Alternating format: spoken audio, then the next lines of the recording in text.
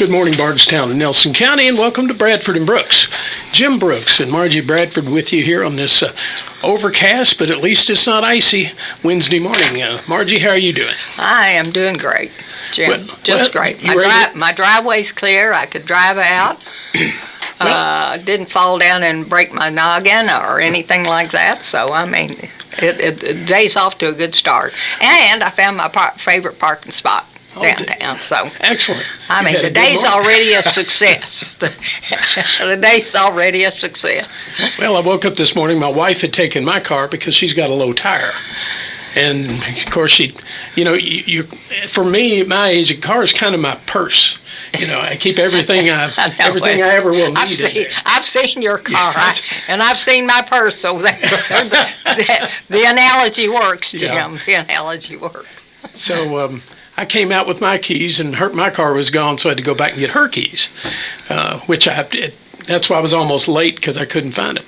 Anyway, but I'm thankful that this winter storm warning we had, it didn't fizzle out, but it worked out to where the roads cleared and our driveway was clear. Well, usually it may not fizzle. It may fizzled out to a certain extent, but by golly, we had 2 people get killed. That's right. That's right. When the roads were bad. Yes.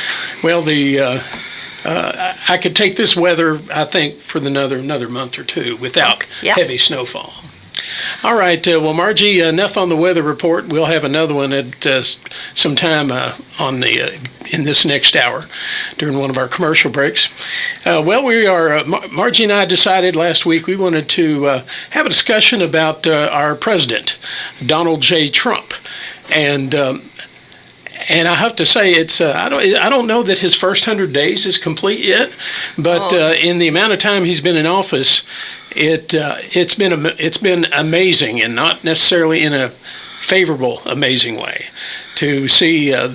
Basically, I'll get into this with our guests, but assaults on the Constitution, the rule of law, et cetera, et cetera. Now, depending on where you stand on the political spectrum, you may be cheering the president and his crew, maybe cheering them on, go, go, go. But I'm not that type of Republican. I'm in favor of the rule of law, et cetera, et cetera. But anyway, we'll be talking about, and of course, Margie and I have lots of conversations about national politics. Most of them off the air, but today we're going to be talking on the air with our very special studio guest, Terry Geoghegan.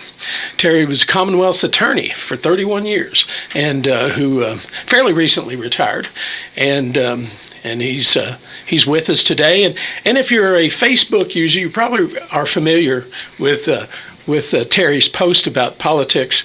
I would say many of them are pretty biting, but he tells it like it is, and isn't ashamed to do so.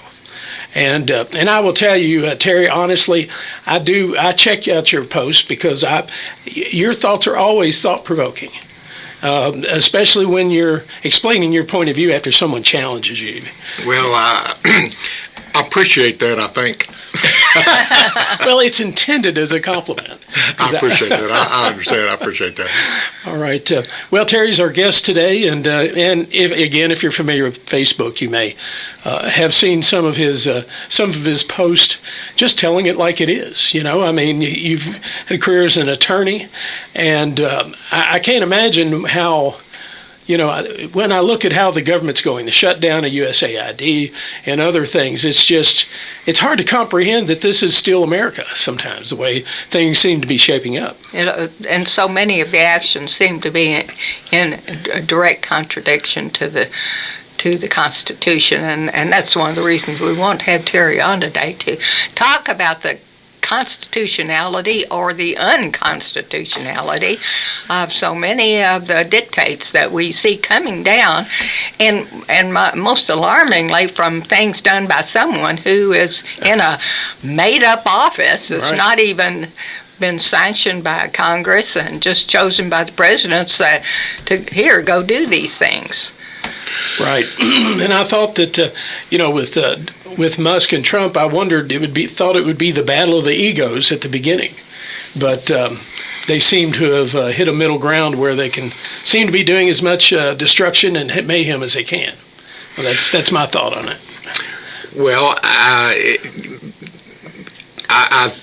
wonder if there is an intentional purpose to what they're doing, or if it is a slapstick, throw it against the wall and see what happens. And when you talk about the constitutionality of what's going on, and I want to go in my background a little bit, and the reason why I kind of agreed to go on. I guess the reason I make some of the posts I do.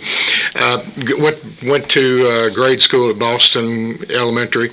My seventh grade teacher, one of my seventh grade teacher, was Joan Leathers from Bloomfield. I'll never forget.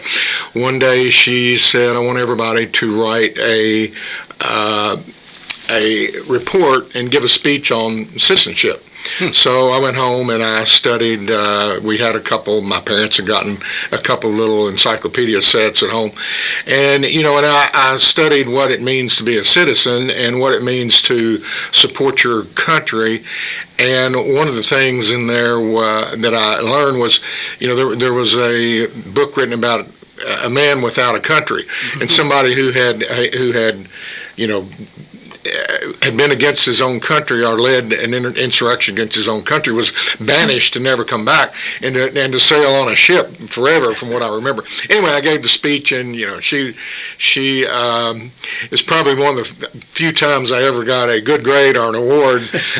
She was, whenever you get a teacher who rewards you, you always remember them. But anyway, so I've always remembered that when it comes to citizenship, and I think that's one of the reasons why, I probably decided on going to law school. But another teacher and just don't mean to go back in history too much, was Joe Holcomb in the ninth grade. We studied civics, and I'm not sure they teach civics anymore, because I don't see any proof of it or any evidence that people have civics anymore. And what we're going through right now is a lesson in what happens when you have no sense of civics, you have no sense of civic duty, and little sense of history, and for that matter. Well, I can't disagree with that.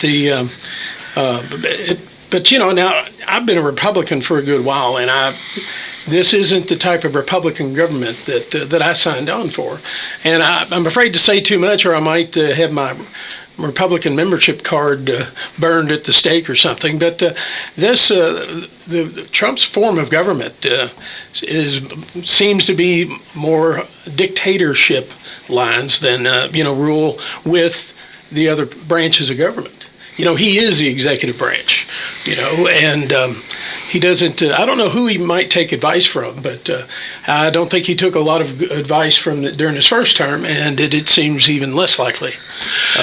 Really, only taking advice from someone who paid for the privilege.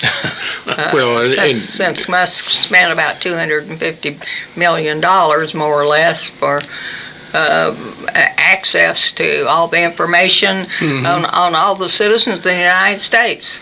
Which is illegal. I mean, you can't just, when you think about going to the doctor's office, think about how protective they are of other people's information. Right. It's the same thing with the Internal Revenue Service, and the same thing with anything in government, although it's a different law, but you can't just allow anybody to have access. And think about what in the private sector, how dangerous it is if somebody gets access to the credit cards or whatever. Sure. And how damaging it can be to everybody's credit. And in this case, Trump is just willy-nilly turning that over to someone who we have no proof has any security clearance. He has contracts with the government. We have no proof that he has done anything about filing a financial disclosure statement.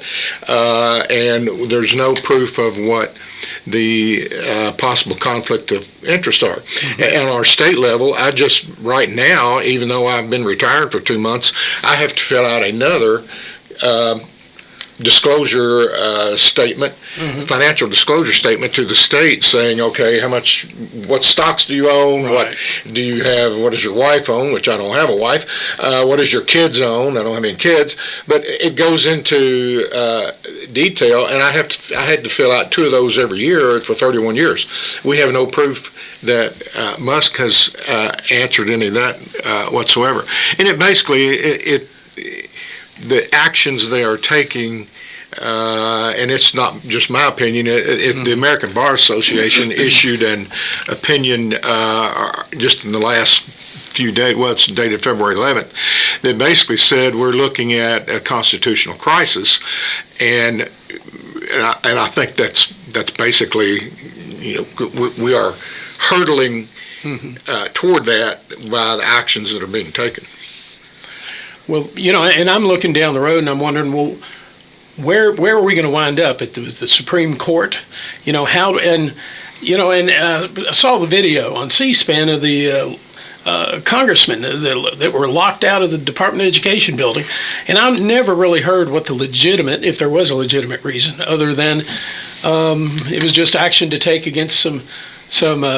I think almost all of them were Democrats. And it's just, I just don't understand. It seems to be whipping up all the chaos and the hate and dissent that the president can because he can. Yeah. Well, and what's the sense of cutting off like $80 billion worth of aid to the states for education? I mean, right. What's that about? All of those programs that serve disadvantaged children or disabled children, those go down the drain because the states really have not been that instrumental in funding that type of. Right. They're paying for. They're paying for so many children, but they're not paying for any of those extra services that are needed for those children to be able to be in the public education system and profit from it and learn. Well, and not only that, but the federal government is the only entity that can have the power to guarantee the safety of children who may be handicapped. They're the only entity that can guarantee equal rights to all the children in school, the Title IX programs, the programs like that guarantees equity across the country without a federal Department of Education to oversee that and to guarantee that, we're not going to have that. I mean, obviously, some of the red states could, and I'm not casting aspersions in necessarily a red state, but any state could just say, you know what, we're going to do away with equal funding for men's basketball, women's basketball, girls and boys basketball, and we're just going to say we're not going to have girls basketball. I mean, we don't want to do it, and a state can say, you know what, we don't. The handicapped kids are holding us back, and we're just going to do away with that.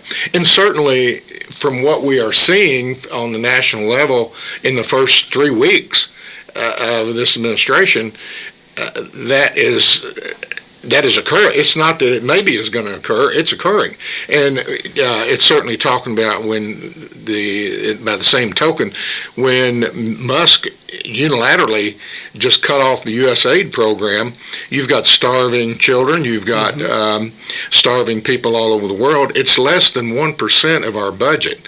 If you're going to start looking at where to cut, why would you start on a program that's less than 1% of the budget? The defense is by far the hugest percent of the budget, and they're spending $900 for a hammer. Let's look at that, and in my opinion, that's just that. Let's look about if there's any waste there, along with deciding unilaterally we're going to cut off food and medical assistance to folks who are starving and who are dying. And that in fact was put in place by Republican presidents and Republican congressmen in the past as not only the humanitarian thing to do for the world, but it is our way of showing that the United States is the leader of the world, and the United States wants to promote democracy. And when these people get the food aid over there, on the bag it says United States of America with a red, white, and blue and American flag. When that gets cut off, and right now there's something like $700 billion worth of food rotting in the ports that eventually farmers are not going to make money on, and the people are going to starve. When we quit sending the food over there, you better believe that China and Russia and Iran and whoever else is going to fill the void, and very quickly. Absolutely. Well, like I say, I've just been, over these last weeks, it's just been incredible to watch any of the news about, discussions about the Department of Education, and I was bewildered why Musk targeted the USAID, because its mission is not to prop up political, entities. It's food aid and medical all around the world. And I'm like, why kill a program that's generating some kind of favorable opinion of the United States around the world? We need allies. Plus being humanitarian. Sure. Yeah, the Trump appeals to the evangelicals who bend over backwards to pat themselves on being Christian. Probably the biggest part of the Bible that Jesus preached was being kind to folks from foreign lands and feeding the children. You can look at the parables, you can look at the Sermon on the Mount, anything you want to, and there's more spent by Jesus in the Bible on any of that than any other topic. Well, Terry, maybe I'm getting too far ahead of myself, but in your opinion, where is all of this going to wind up? I mean, it doesn't seem that the president or Doge or any of the folks working for him really have any limits, on what action they'll take and what executive order the president might write. Well, I had a quote I wanted to.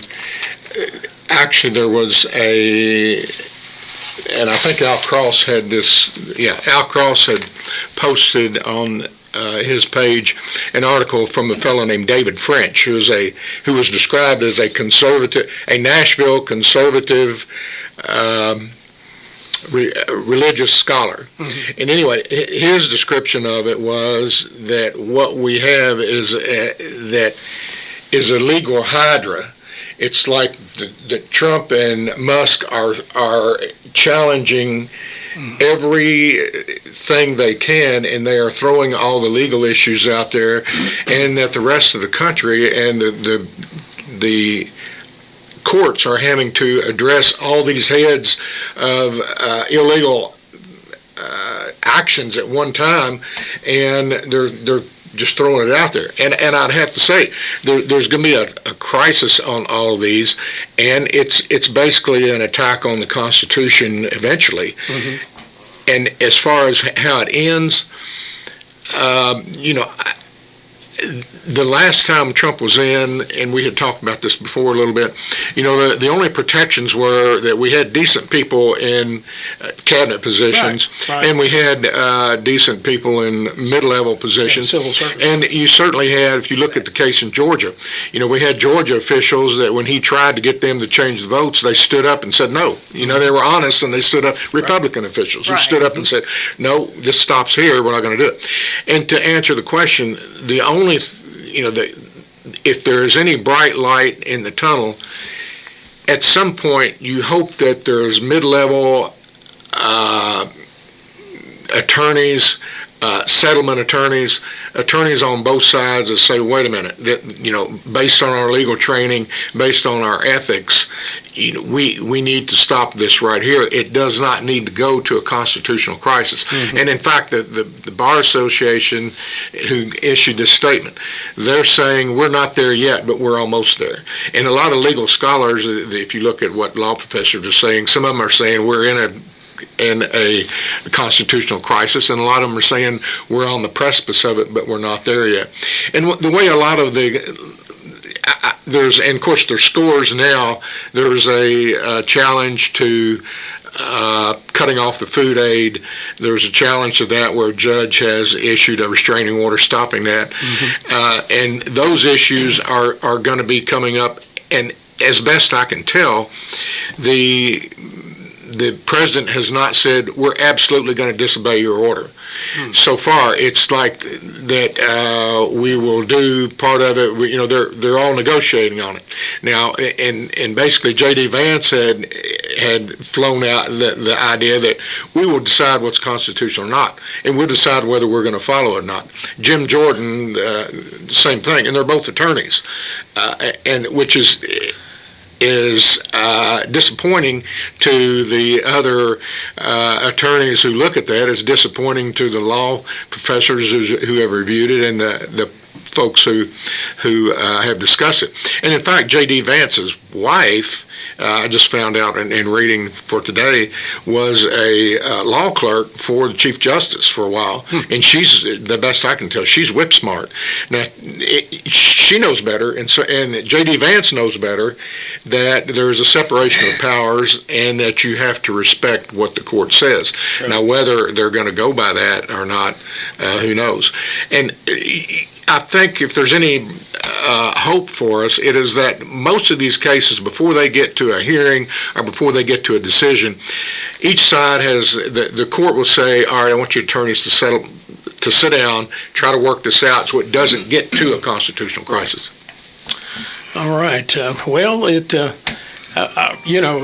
like you said, the first Trump administration, there were civil servants, and there were private conversations. You read some of the books that came out after Trump's first term.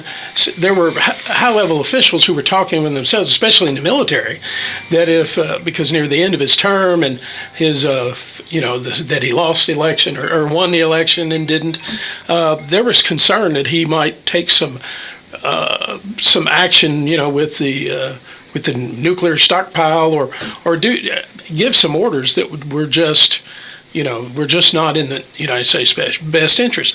And these were conversations among our top military brass because they were afraid of how extreme he might get.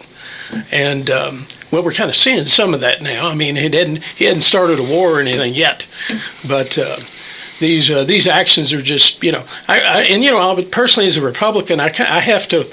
I privately wonder how my fellow Republicans are, because a lot of us, we kind of were, better or for worse, Reagan-era Republicans, and how this is all settling with my fellow party members. And I think a lot of them, especially if you're if you hold elective office, you're leery to make any criticism of dear leader. For fear of the repercussions it could have on, your chances for re-election in the future. Oh, there's no question. There's no question that from Mitch McConnell to Graham to the state officials, there's no question. There's no question whatsoever that they know the emperor has no clothes. They're terrified. There is all those men are smart enough to know that what Trump is doing is not legal, it's not smart, it's not fulfilling or promoting democracy. They are terrified to stand up. And just look at what Mitch McConnell says whenever he is when there's a quiet moment of truth, and as soon as it becomes public what he said, all at once he's right back as a bootlicker. And what he tried to do after January 6th, and he and Graham both stood up and said, okay, this is the end, I'm done, this is over. Within a week, they were right back in the fold. And it's the same thing if you look at what I call the Trumpers, the people that supported Trump. And when you mention social media, I'll never forget. There's a very popular female's post here, who they all got on and said, well, they all agree that what happened on January the 6th, that day and the next day, they said it's horrible. We can't believe it happened. It's horrible. But then they said, well, it was Antifa that did it. The Democrats did it. False Flag did it. Yeah. The undercover FBI did it. And then within a week, when they found out that the truth, that no, they didn't do it. It was Trump people. All at once, it turned into, it was just a tour.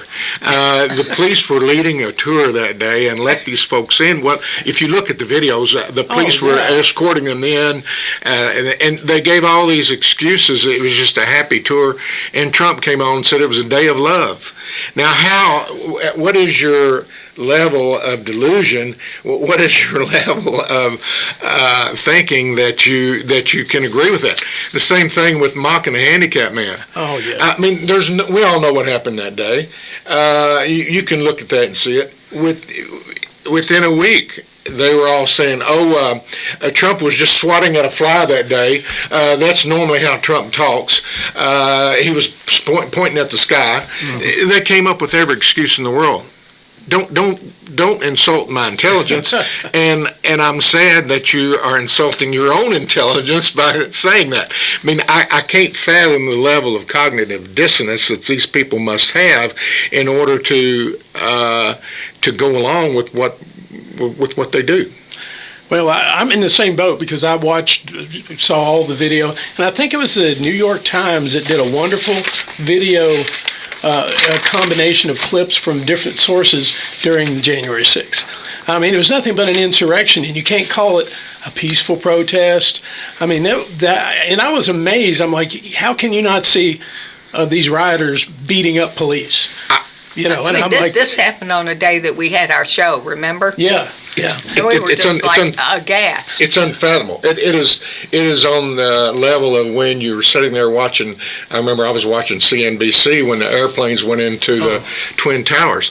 It was on the level of that, and maybe worse. And now when they replay it, it reminds me of one of those cartoon things where they have it's a game show where the monkeys are climbing the wall like this, and you see these insurrectionists and climbing the wall like that and storming everything. You wonder, how can anybody look at that and not determine that's not right in America?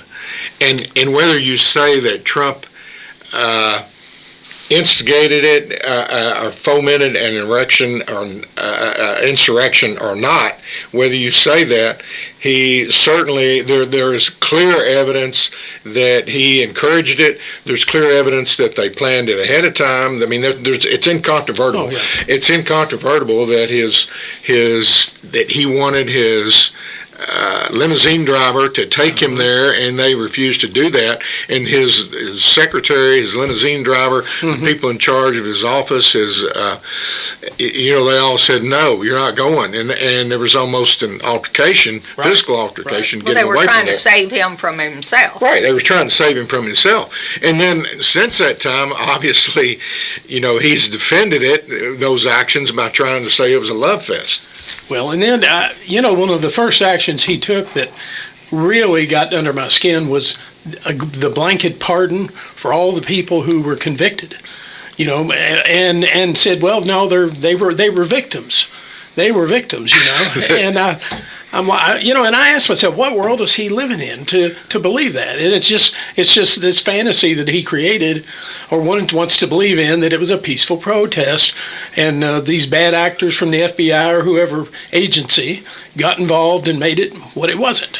What world is his supporters living in, and what level of cognitive dissonance do they have to accept all that? There's no question they were going to attack Mike Pence. Oh, absolutely. They had the news for him outside. Yeah. Anyway, we need to get a commercial break in, Terry. We could go on for quite a while. and let Margie in from time to time. That's all right. You guys are doing a great job.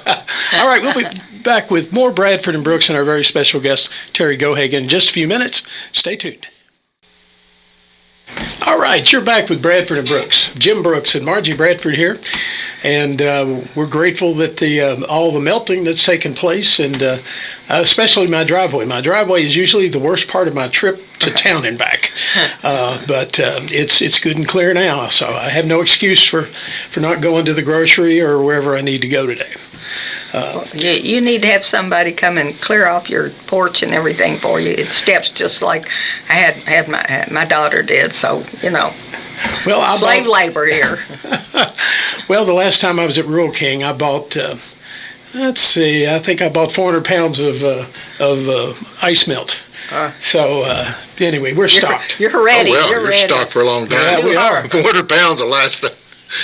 But we're hoping got a to good driveway. we'll never need to buy it again. Yes, I hope so. I hope so too. I'm feeding cattle out in this. I don't want any more. All right, we're back with our very special guest, Terry Geoghegan, who'll be with us till the top of the hour. And we've been talking about, the state of federal government under the new Trump administration. And, I could list a continuous list of things that bother me with this administration, and one of those is Elon Musk. Now, he may be a brilliant businessman, and my son says no, he's not a brilliant businessman. He hires good people, like with SpaceX and other things. He said he's got good people in those places. He's not the genius you might think he is, and I tend to agree with that now. But, someone who's not elected and is just given this power and this position, it's just, I guess I'm old school because I think before, any government makes claims that an agency should be shut down, there should be some sort of review of that and just not rule by fiat. Say, well, we want it shut down, and that's it. That's not good government to me because, or laying people off or just telling them don't come back to work by email, and with no thought about the harm shutting this agency or that agency down or all the brain power, all the knowledge you lose if you want to lay off 70,000 people out of, state or federal government. So it's quite a roller coaster ride politically to watch all this going on. I mean, the thing to remember is that these people all qualified for that job by taking tests, by but they weren't just all appointed people. These are people who their career is preparing for public service and applying for a job in public service and then serving through whomever is elected president or whatever party is in charge. They may have their own personal politics, but it doesn't have anything to do with their job. And these people are these qualified people who are doing the job that we, the people, ordered them to do by electing people to Congress to pass laws that establish these programs. These are programs established by Congress. And right. Where is Congress in all this? Their powers are being usurped. Absolutely. And I think, and this is just coming from a Republican observing Democrats, the Democrats seem to be in a little bit of a power vacuum or leadership vacuum. Just from my perspective, and I don't know how you fix this other than get a good, strong leader of the party who can, one of the hardest things I think anytime in legislature is getting everybody together on the same page and getting, that. And I'm not seeing that right now, but, I'm just watching C-SPAN. I'm not getting political input from CNN or Fox News. Well, I think there, as Margie said, there's a real problem with the separation of powers in government, and the Congress has basically passed a law that says this is the U.S. aid program, this is how we want to carry it out, this is the money we have applied to it, and we want this done. For a president to come along and usurp that and basically say, well, my executive powers allow me to do that, that's where you reach a constitutional crisis. And then it takes a step further if the Supreme Court has to interpret that and the executive branch decides not to go along with it, then you've got the real problem. And I think what you said about the Democrats having what their response is going to be, they don't have a strong person. I think you get back to what the gentleman in Tennessee said, that it's like a hydra. They're throwing all this out there. Right. How do you respond? And because it's all coming at one time. And as Margie, I think, had mentioned, maybe it was when we were off the air, the Project 2025. When that was made public, Trump denied it. All the Trump supporters denied it. The Trumpers that got on social media, they denied knowing anything about it. Trump said didn't know anything about it, didn't know who these people were, never heard of them before, never met them. They never come and said, sir, this, sir, that. Never heard of them. Now half of them are in his administration. Right. And in charge of programs. And had been before, he was just lying about it. Yeah. And everybody on social media said, oh, no, that 2025 is not going to happen. It happened the first day. As Margie said, there was something like 35 initiatives signed the first day of 2025. Why all the lying? If you were denying all of it and said you didn't have anything to do with it, you must have thought it was bad, and you must have been against it. Why all at once 25 to 35 initiatives been implemented? Why are you not saying it's bad now? And once again, you're back to the cognitive dissonance. And you were talking about before we went off the air, the insurrection and the pardoning of all those people. What happened to patting themselves on the back saying they were the party of law and order? What happened to patting themselves on the back where they were the party of support the blue? Mm-hmm. How do you align yourself with doing that all the time, and then all at once you're going to go along with pardoning these people and saying it was a love fest? And back to how the Democrats are going to respond. Since he's right before he went in office, and since he's in office, he has said he's going to lower egg prices on day one. Well, that didn't happen. But his new press secretary said, come in and watch the grocery pumps. I've been going by Kroger trying to find the grocery pumps to see when the eggs are going to come out of the grocery pumps. And so far, I haven't seen that. He's going to lower gas prices on day one. He's going to stop the Ukraine war on day one. He's going to take over the Panama Canal. Now, on the Panama Canal, so far he's lied saying that China controls the Panama Canal. That's a lie. He has said that the U.S. has lost thousands and thousands of lives building the Panama Canal. No, other countries did. We lost a few hundred lives to disease. Mostly French. Yeah, mostly another country, not us. He said U.S. has charged more than anybody in the world. That was a lie. Then he said that he talked to Panama and the U.S. ships are going to be able to go through free. That's a lie. The president of Panama came on and said no. Then he came on and said, we're going to take over Greenland. Didn't talk to Greenland people.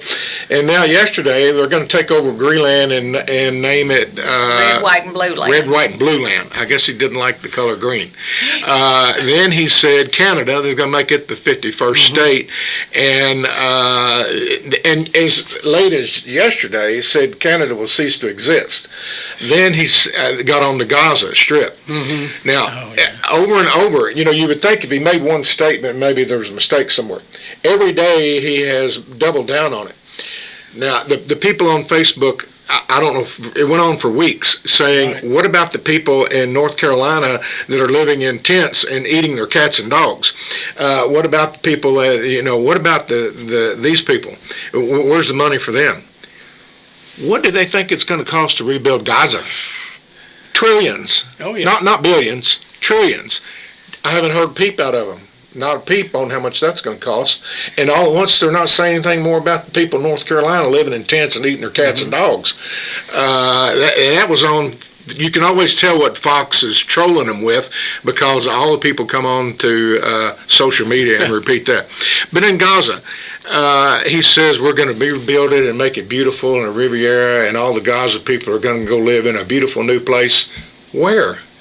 What beautiful new place? Saudi Arabia has already said that they're not coming there. Egypt says they're not coming there. Jordan says they're not coming there. And not only that, the Jordan minister flew over here yesterday and reiterated they're not coming to Jordan. And he's kind of like, he doesn't care what Trump says.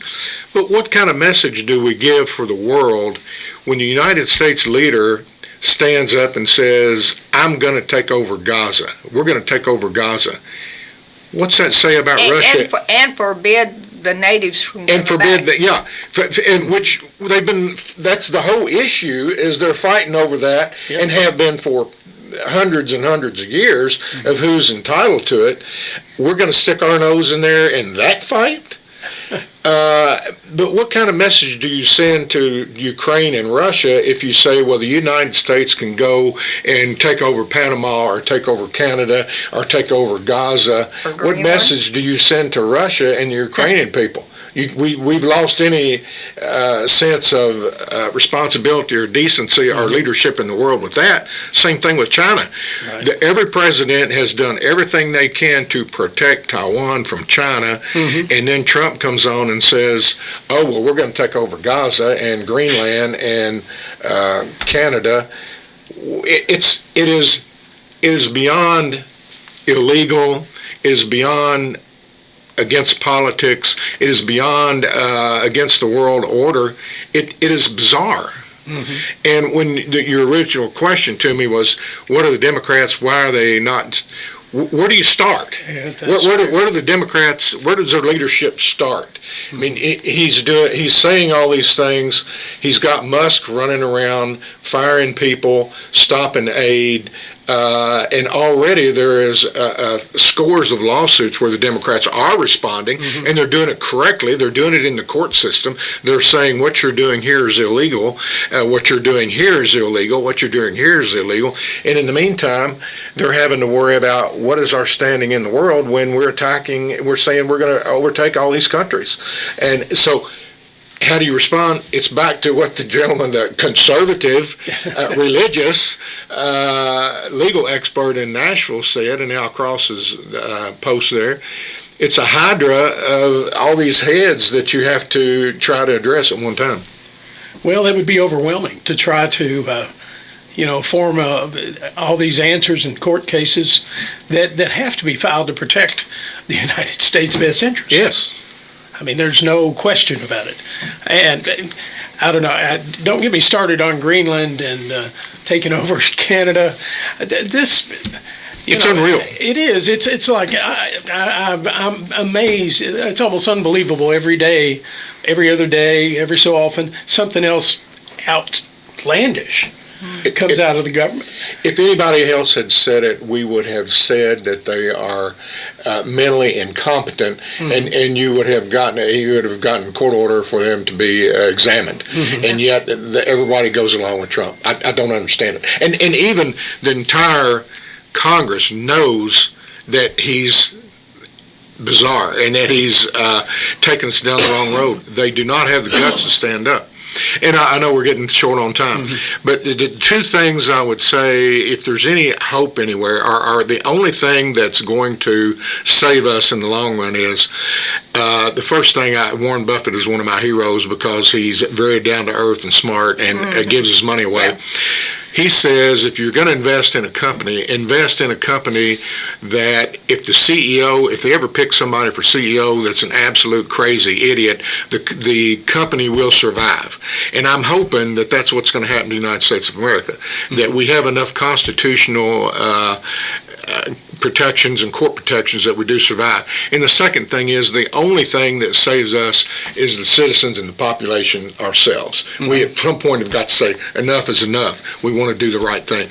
And I'm not saying the Democrats haven't made lots of mistakes. I'm just saying at some point it needs to be Democrats and Republicans and people in the middle stand up and say, wait a minute, this is not right. Enough is enough. And then it doesn't matter what the court system does or what the Army does or anybody else. If the people are the rulers, and they need to be in the end.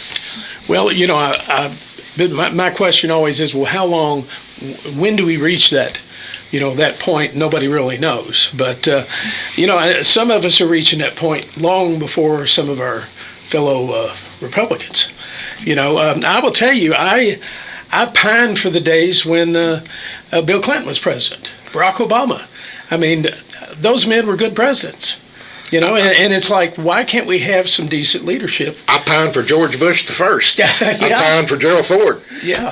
I pine even for Richard Nixon. Richard Nixon was, and you can take all of the bad things that I've said this on social media. You can take all the bad things that all the presidents have done, both sides, Democrat and Republican. You can take that in my lifetime. Let's say from the 50s on. There's a lot of stuff that went on early in our country, but from the 1960 on, let's say, take all the bad things and crazy things all of them did together, including Bill Clinton and including some of what Nixon did, including Reagan dealing with the people, the Sandinistas or whatever, the Iran-Contras.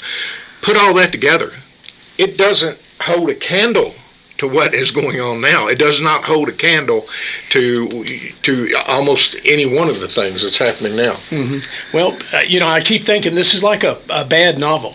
A really badly written novel of how to run a government. And I don't know. I don't know that I'm going to change party tomorrow, but I'm certainly going to be hoping and watching for a shift in people's opinion that we have to change. We can't keep doing this. No. And of course, I think the president, like you said, he's overwhelming the country with all these different things he's throwing at the wall to see what he can get to stick. Well, he said before the election it'll be shock and awe. Right. Now, shock and awe would be what you would say about an enemy. But when you say that about the country you're about to take over, that tells you something right there. And besides, he did not put his hand on the Bible when he took the oath of office. And another pity and hypocrisy from the party that calls themselves the Christian Party. All right, Terry, thank you so much. We're out of time. Thank you all. And we'll have to have you back again. All right, that's Bradford and Brooks. And again, thanks our guest, Terry Geoghegan. We'll see you next time, next week. Same place, same channel. Take care.